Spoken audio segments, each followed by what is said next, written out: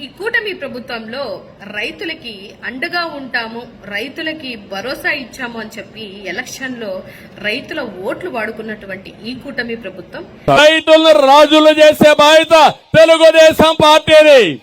వాణిజ్య పంటలకి ప్రాముఖ్యత ఇస్తాం.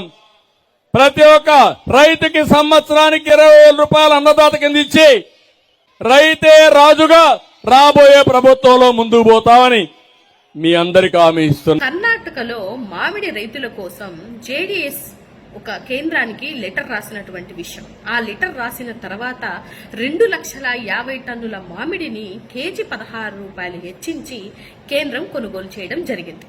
మరి కేంద్రం మేము ఏం చెప్తేనా వింటది, కేంద్రం మా కనుసన్నాల్లో ఉన్నట్టు ఉంది అన్నట్టు బిహేవ్ చేస్తున్న ఈ కూటమి ప్రభుత్వం ఎందుకు ఆంధ్ర రాష్ట్రంలో ఉన్నటువంటి మామిడి రైతుల కోసం మీరు అండగా నిలబడలేకపోయారు?